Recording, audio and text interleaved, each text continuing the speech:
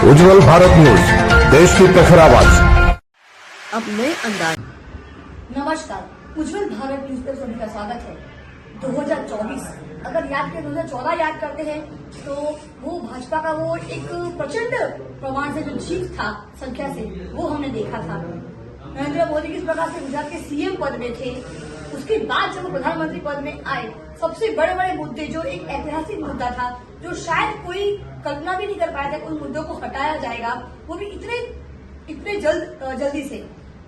मैं बात करूंगी 370 का मुद्दा हटाया गया, उसके बाद हटाया गया 3 तलाक और आज वक्फ बोर्ड भी आखिर उसकी याचिका भी जाहिर कर दी गई है, उसे भी हटाया जाएगा बहुत जल्द। तो ये जो उनकी जो सोच होती है, उनकी सोच को एकदम से इम्प्लीमेंट करके उसको भी तुरंत ही अंजाम देना, ये बहुत बड़ी बात है। तो ऐसा प्रधानमंत्री शायद हमारे देश में पहली बार लोगों से आज सामने आया है कि उनके अंदर एक दिव्य शक्ति है, जो सोचते हैं उसको इम्प्लीमेंट करते हैं, उसके बाद उनका अंजाम हमें खुद पता है, तो रिजल्ट परिणाम हमने खुद देखा है कि क्या परिणाम उनका आया है। तो आज हम विशेष मुद्दे में हम पहुंचे आज वापी के करणी सेना भारत के कार्यालय में। यहाँ हमारे साथ करणी सेना भारत के प्रवक्ता सुमित सिंह जी यहाँ पे विराजमान हैं, तो उनसे पूछेंगे कि करणी सेना अपना कैसे योगदान देना चाहती है, जो आने वाले समय में अगले साल 2024 में लोकसभा का चुनाव होने वाला है, तो भारतवर्ष को और आगे बढ़ाने के लिए विश्व गुरु की ओर जो हमारा देश बढ़ रहा है, तो उसके लिए उनका योगदान कितना रहेगा, कैसा वो अपना योगदान देना चाहते हैं, उन्हीं पे उनसे एक बात कर लेते हैं। आइए स्वागत करते हैं हमारे करणी सेना भारत के प्रवक्ता सुमित सिंह जी का। सुमित जी, आपका बहुत बहुत स्वागत है, नमस्कार। सुमित जी, क्या मुद्दा है भारत में जो बदलना चाहिए फिलहाल? देखिए, बहुत अच्छा सवाल आपने पूछा है। तो पहले तो मैं आपको बहुत बहुत धन्यवाद करूंगा कि आप हमारे कार्यालय में और इस प्रकार के मुद्दे, और मैं चाहता हूं जितने भी मीडिया बंधु हैं, भारत का चौथा स्तंभ जो है, और उनको इस तरह के सवाल हमारे जिम्मेदार हमारे जैसे नागरिकों से पूछना चाहिए और उनका दायित्व, और हमें उस अपना उत्तर देना चाहिए, हमारा दायित्व है। देखिए, 140 करोड़ जो जनता जो भारत की है, ये उनका विश्वास है मोदी जी के ऊपर।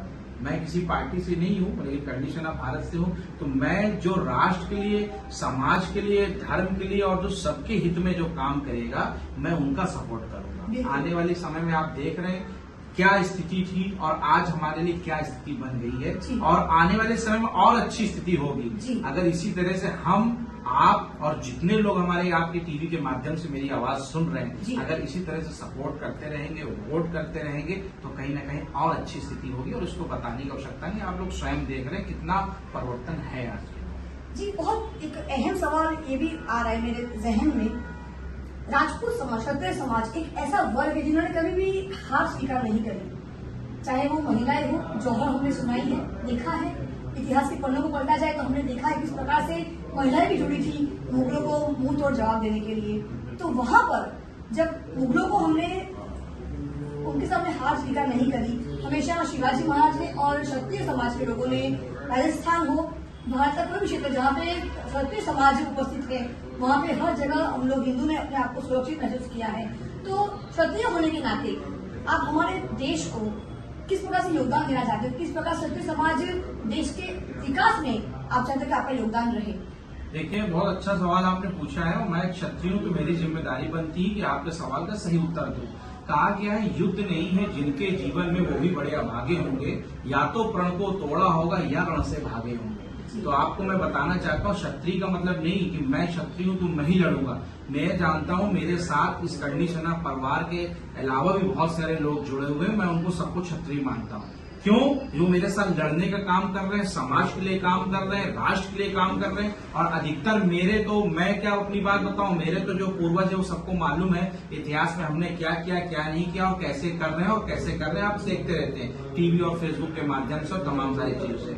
लेकिन जो लड़ा वो क्षत्रिय है, वो अगर हम आपके अधिकार के लिए भी लड़ रहे हैं तो हम क्षत्रिय हैं और अपना क्षत्रिय होने का 100% दे रहे हैं। और सुमित जी, सबसे अहम मुद्दा ये भी आ रहा है कि हमारे देश की महिलाओं की सुरक्षा के लेकर, क्योंकि हमने ऐसे बहुत सारे पिछले सालों में, पिछले वर्षों में ऐसे बहुत सारे मुद्दे देखे हैं कि रास्तों पर एक मतलब मानवता का कहीं ना कहीं खत्म होता हुआ नजर आ रहा है। एक लड़की को 36 बार चाकू का घाव दिया जा रहा है, लेकिन कोई पब्लिक सामने नहीं आ रही है। तो इस प्रकार से मानवता का जो एक हानि हो रहा है, मानवता कोई व्यक्ति आगे नहीं आ रहा, उस पर आप कैसे काम करना चाहते हैं? मैडम, आपने बहुत अच्छा सवाल पूछा और मैं तो चाह रहा था कोई मीडिया बंधु पूछे, क्योंकि मैं देखता हूँ कि समाज में जो घटनाएं हो रही उसको बरगलाने के लिए, गलत तरीके से दिखाने के लिए तमाम सारे लोग, लेकिन आप मुझे पहले ऐसे महिला पत्रकार मिली जिन्होंने बड़ा अच्छा सवाल पूछा। समाज में अगर कोई भी, अभी जो आपने दिल्ली की घटना बताई आई थी जी। जिसमें 36 बार चाकू से उस पर वार हुआ, बिल्कुल। मैं कहता हूँ किसी न किसी समाज से थी, मैं उनका नाम नहीं लूंगा क्योंकि मैं बोलूंगा तो लोग कहते आप नाम फैला दिए। क्या उनके समाज के ठेकेदारों का दायित्व नहीं था? क्या उनकी जिम्मेदारी नहीं थी कि वो आके उसके लिए धरना प्रदर्शन करते या मुकदमा लिखवाने का काम करते या एफआईआर लॉन्च करते? सारे लोग चुप हो गए, क्यों? खाली वो क्षत्रिय समाज की बेटी थी या किसी एक वर्ग की बेटी थी? नहीं, जितने और अगर वहां पे लोग हिम्मत, क्षत्रिय कहते हैं ना, सिंह नाम जग भयो और क्षत्रिय हुए न कोई, और वचन के खातिर प्राण दियो क्षत्रिय हुए। वहां पे मैंने देखा सीसीटीवी कैमरा में, आपने भी देखा होगा, आपने भी देखा होगा, तमाम सारे लोग वहां से जा रहे थे और किसी ने भी, कोई भी कुछ नहीं किया। ये हमारा सबसे बड़ा डरपोकपन है। अगर वहां के 4-5 लोग एकजुट होते तो वो हत्या नहीं होती वहां पर। इस जगह पे सिचुएशन को, अरे चिल्लाओ, नहीं मार सकते हो? इतने सारे ईंटें पत्थर पड़े थे, उठा के फेंक के मारते तो क्या एक आदमी 100 लोग पे भारी पड़ता? ये वहां के लोग इतने डरपोक थे, इतने मूर्ख थे कि उनके वजह से वो हत्या हुई, मान के चलिए। और बाकी लैंड ऑर्डर तो आप देख ही रहे कि किस हिसाब से क्या चल रहा है, क्या नहीं चल रहा है।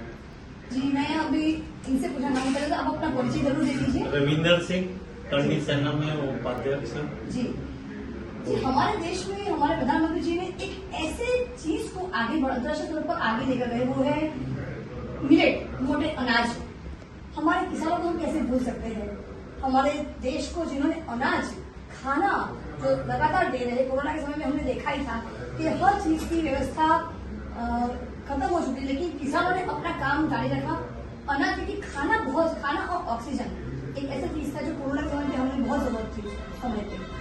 तो किसानों को आगे लेके जाने वाला जो एक मुद्दा आया है, प्रधानमंत्री जी ने मिलेट्स को, मोटे अनाज को आगे अंतर्राष्ट्रीय स्तर पर आगे लेकर गए हैं। इस साल को घोषित किया गया है अंतर्राष्ट्रीय मिलेट ईयर, इंटरनेशनल मिलेट। उस पर आप क्या कहना चाहते हैं?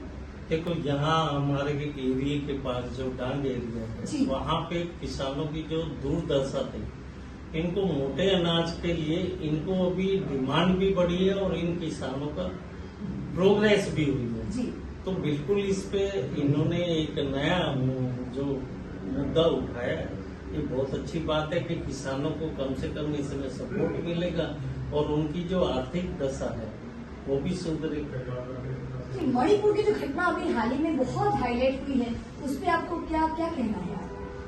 देखो, मणिपुर की जो घटना है ये पिछले 50 और 60 साल से है, ये आज की घटना नहीं है। बिल्कुल। पहले क्या होता था, ये कि जो इंसिडेंट्स हैं ये बाहर नहीं आती थी, अब जी। बाहर आने लगी है और ये दो समुदाय के बीच में झगड़ा है और इसको भी मोदी जी ने काफी हद तक कंट्रोल भी किया है। जी, और उम्मीद है कि समाज मिलके इसको वहाँ पे सोल्यूशन तैयार करते हैं। बहुत बहुत धन्यवाद। आपका परिचय जानना चाहूंगी। मेरा नाम दीपक सक्सेना, जी मैं राइटर, ब्लॉगर, कवि, जी और मेरा दिल भी जो भारत के लिए धड़कता है, आपने मौका दिया, मुझे बहुत अच्छा लगा। जी, क्या सोच रखते हो, हमारा देश जो आज विश्व गुरु की तरफ आगे बढ़ता नजर आ रहा है, और कल की ही बात अगर करें तो कल प्रधानमंत्री जी ने डिक्लेयर किया है अपने शब्दों से कि 3 शक्तिशाली देशों में हमारा नाम भी, हिंदुस्तान का नाम भी होगा। इसके बारे में आपकी क्या राय है, क्या कहना चाहते हैं? मैं उनके एक कोट को बताना चाहूंगा। 2018 में जब नो कॉन्फिडेंस मोशन आया था, जी। तो ये मोदी जी ने बोला था हम चाहते हैं कि अगले 2023 में भी आप आए। ये दूरदर्शिता जो होती है, जी, तो उन्होंने, मतलब मोदी जी का ये कहना है कि दूरदर्शिता जी। रखिए और उसके अलावा आगे बढ़ने के लिए विचार, बिल्कुल। अपना सोच बिल्कुल और सबको आगे बढ़ने की क्षमता दीजिए। बिल्कुल। और जब हम दूसरों को इंस्पायर करते हैं, देखिए मैं कोई अच्छी बात बोल सकता हूँ, लेकिन जब इंस्पायर हम 50 लोगों को करते हैं, 50 से 2500 होता है। यही जो जन आंदोलन है, उसी की आवश्यकता है। जैसे कि अभी रिसेंटली हमने विचार किया कि एक स्लोगन होना चाहिए, सुबह उठते हमें क्या होना चाहिए। तो मेरा विचार यह है, वंदे मातरम, जिसको कि कोई भी इम्पोर्टेंस नहीं मिला। हम सबको सिर्फ सुबह उठ के नमस्ते की जगह वंदे मातरम बोलना चाहिए। और वंदे मातरम एक ऐसी चीज है जो कि समाज के हर अंग को जोड़ती है। बिल्कुल। और भारतीय समाज भारतीय समाज में जैसा कि अभी सिंह साहब ने बोला कि जो भी व्यक्ति सर्व समाज की बात सोचता है वही देश की इकोनॉमी को आगे बढ़ा सकता है। क्योंकि अब जैसे किसान है, जैसे कि इंजीनियर है, जैसे कि साइंटिस्ट है, अरे ये सब मिले तब तो भारत चंद्रयान बिल्कुल पहुंचा। तो ये सब समाज के हर हिस्से को लेंगे तभी हमारी इकोनॉमी जो है ना थर्ड क्या सेकंड भी आ सकती है। मोदी जी ने ये नहीं बोला कि हम थर्ड इकोनॉमी बनाएंगे। मोदी जी का ये विचार सोचिए, टॉप 3 में हम कहीं पर जरूर होंगे। और जब मन में ऐसा विचार हो, कितना कन्विंसिंग है ये बात कि ऐसा होगा। हम भारत के जन जन मानस में ये बात होगी, विश्व गुरु हमको बनना ही है। 1 नंबर तो आज नहीं तो कल, अगर 29 में नहीं तो 34 में आना ही है। ये मेरा विचार है। जी जी, बहुत बढ़िया। आपका परिचय जानना, हमारे साथ एक महिला अध्यक्ष भी यहाँ पे उपस्थित है। आप अपना परिचय दे दीजिए। नमस्कार, मैं अनुप्रीति करनी सेना दक्षिण गुजरात की अध्यक्ष हूँ।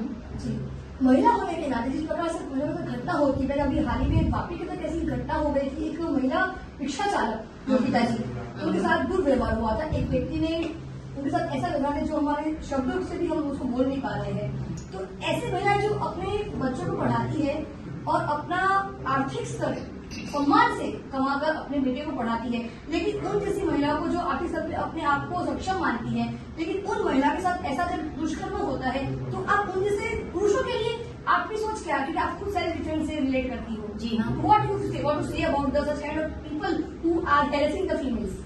मैं यही कहना चाहती हूँ कि जो महिला के साथ इतना बुरा व्यवहार हुआ, उस वक्त जितने भी जेंट्स थे, मतलब पुरुष थे, उन्होंने साथ नहीं दिया। महिलाओं ने साथ देना चाहिए था जी, लेकिन अकेली महिला को देख के किसी ने इतना जरूरी नहीं समझा। जी। क्या वो गलत थी? गलत तो थी नहीं जी। वो अपना बच्चों का भरण पोषण करती थी, ठीक है। जो हुआ उनके साथ गलत हुआ, लेकिन करनी सेना भारत के जितने भी सदस्य है, जी। अध्यक्ष जी है, प्रवक्ता जी, इन सब ने उनको 2 घंटे में ढूंढ के निकाला, पुलिस के हवाले किए, और जितना उनको सजा देनी थी करनी सेना वाले ने। जी, बहुत बढ़िया। और एक आखिरी सवाल जरूर मैं महिला होने के नाते आपसे जरूर पूछना चाहूंगी कि महिलाओं को राजनीति में आना चाहिए या नहीं? उनकी जगह होनी चाहिए? कि हमारे देश की प्रधानमंत्री भी इंदिरा गांधी रह चुकी है और हमारे देश की आज जो राष्ट्रपति है, प्रेसिडेंट है, वो भी महिला है। तो आप क्या सोचते हैं हमारे देश की महिलाओं को एक सही स्तर पे एक सही रेशियो होना चाहिए, एक सीट, एक कोटा होना चाहिए राजनीति के, लोकसभा हो चाहे राज्यसभा हो? तो क्या कहना चाहती है? जैसे हमारे जो बहुत फेमस थी एक्ट्रेस थी तुलसी स्मृति ईरानी, वो ऑलरेडी राजनीति में जुड़ी हुई है। और हमारे देश राष्ट्रपति भी आज जो द्रौपदी मुर्मू जी, वो भी राष्ट्रपति महिला ही आदिवासी क्षेत्र से बिलोंग करती है। तो आपकी सोच क्या कहते हो आपकी सोच के बारे में कि कितना रेशियो होना चाहिए महिलाओं के लिए, राज्यसभा हो चाहे लोकसभा हो? आपने ये सवाल मेरे दिल का पूछा। इसको मैं भी 2 बार बोलूंगा, आप पहले होना चाहिए। कितना रेशियो होना चाहिए? मतलब महिलाओं ने राजनीति में आना चाहिए, बिल्कुल। हर हाल में आना चाहिए, जी, ताकि वो कहते हैं ना, कंधे से कंधा मिलाना, बिल्कुल। पुरुषों के साथ खड़े होना। अगर घर के अंदर है तो महिला, जी, अगर घर के बाहर निकलो, पुरुषों के साथ काम करना है तो पुरुष बन के दिखाना। मैं इतना ही कहूंगी इस न्यूज के माध्यम से कि MBA किए बिना सबसे अच्छा मैनेजमेंट जो औरत करती है, अगर वो सबसे अच्छा मैनेजमेंट घर का कर सकती है तो क्या वो देश चलाने के लिए लायक नहीं हो सकती है क्या? तो देश चलाने के लिए राजनीति में महिलाओं को आना पड़ेगा, कम स्तर पे नहीं, बहुत ज्यादा। मैं चाहती हूँ कि घर का हर एटलीस्ट एक महिला राजनीति में जुड़े और सम्मान से पद ले। और आइए हमारे साथ सुमित सिंह जी इस बारे में कुछ और उनकी सोच रखना चाहते हैं, उनके शब्दों में, उनकी कंठस्थ सुनते हैं आज।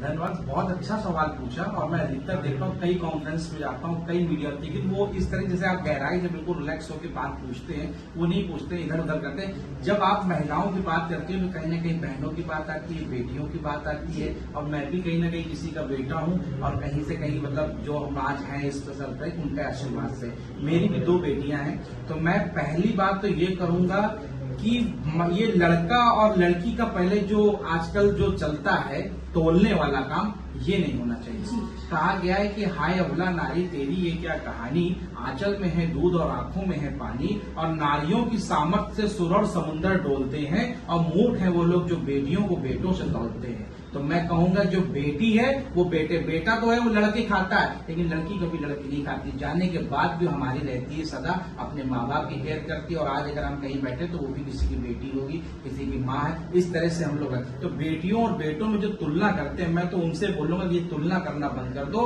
और मेंबर ऑफ पार्लियामेंट जब हमारी बेटियां चांद पे चली गई हैं तो विधानसभा और लोकसभा उनके लिए कोई मायने नहीं रखते हैं। अधिकतर आप देख रहे हैं, मैं डिफेंस फैमिली से हूँ, मेरी जो बहनें हैं या सिस्टर्स हैं या मेरी और लोग भी हैं, वो आज बॉर्डर पे जो है सुरक्षा बलों में जॉब कर रही हैं। और मैं आपके टीवी के माध्यम से बोलूंगा कि बेटियों को पढ़ाओ लिखाओ और इतना सशक्त मजबूत बनाओ कि बेटा तो चलो मैं बुराई नहीं करूंगा कि वो कहीं ऐसा ना हो, लेकिन जहाँ एक बेटी खड़ी हो जाए तो वहाँ दोबारा कोई आदमी दिखना नहीं चाहिए, वो फोर्सेस की बात हो या कहीं की बात। एक नारी सब पे भारी, बहुत सही बात है। मैं सिर्फ सुमित जी के एक लाइन को एक और जोड़ना चाहूंगी। मेरे पिताजी ने मुझसे बहुत सिंपल सी बात, मैंने जब कहा था कि पापा आपको कोई बेटा नहीं, मुझे कोई भाई नहीं है, बहुत बुरा लगता होगा ना आपको, बोला नहीं मैं फायदे में, क्योंकि मैं बेटी को बेटा करके बुला सकता हूँ, लेकिन बेटा को मैं बेटी के नहीं बुला सकता हूँ। तो ये बहुत बड़ी बात कही थी। मैडम, नारी तुम केवल श्रद्धा हो जी, विश्वास रजत जग पत्तल में, क्या बात। पीयूष स्रोत सी बहा करो जीवन के सुंदर समतल में। जी। ये जयशंकर प्रसाद जी ने कहा है, जी, बिल्कुल। और हमारे कवि जो कहते हैं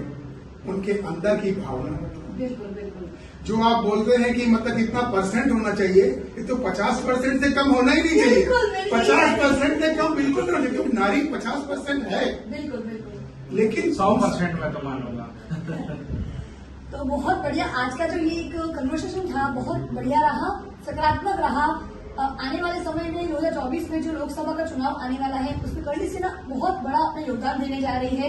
करणी सेना भारत, उनके प्रवक्ता हमारे साथ जुड़े थे, हमारे साथ सेल्फ डिफेंस की महिला जो भी करणी सेना भारत की अध्यक्ष है दक्षिण गुजरात की, वो जुड़ी थी। साथ में हमारे साथ रविंद्र जी भी जुड़े थे, साथ में हमारे साथ दीपक सक्सेना जी जो कवि है, खुद लेखक भी है, जो ब्लॉग वगैरह भी लिखते हैं। और आज का अहम सवाल ये उठता है, सोशल मीडिया कितना योगदान देता है हमारे युवा वर्ग को। देखिए आज देखा गया है व्हाट्सएप फैक्ट्री, फेसबुक फैक्ट्री, लेकिन मैं समझती हूँ सोशल मीडिया एक बहुत बड़ी ताकत है, क्योंकि आज कहीं से भी हम लोग किसी भी चीज को लाइव करने में सक्षम हो चुके हैं और इतना बड़ा प्लेटफॉर्म है। लेकिन हर चीज के दो पहलू होते हैं, गलत और सही। तो मैं इतना ही कहूंगी युवा वर्ग को कि इस प्लेटफॉर्म को मजबूत बनाइए, लेकिन गलत इसका इस्तेमाल ना कीजिए, क्योंकि गलत इस्तेमाल करोगे तो आपको ही भोगना पड़ेगा। और डरिए मत, अगर इस प्लेटफॉर्म के माध्यम से कोई अगर आपको परेशान कर रहा है, डिप्रेशन, अगर आप कैसे डिप्रेशन में जा सकते हो, आपके पास टूल्स आपके उंगलियों में ही है। आप ब्लॉक कर सकते हो, आप अनफॉलो अनफेयर रिस्ट्रिक्ट कर सकते हो, आप उसको स्टॉप कर सकते हो, लेकिन आप डर जाते हो, खुद ही फेसबुक से आप गायब हो जाते। ऐसा मत करिए, डट के सामना कीजिए। ऐसे हमारे वीर जवान सामना करके, जैसे हमारे महिलाओं ने जौहर घोषित किया था अपने आप को, जो हमारे शत्रुओं की पत्नियां थी, उन्होंने अपने आप को जौहर साबित किया था, कभी झुकी नहीं।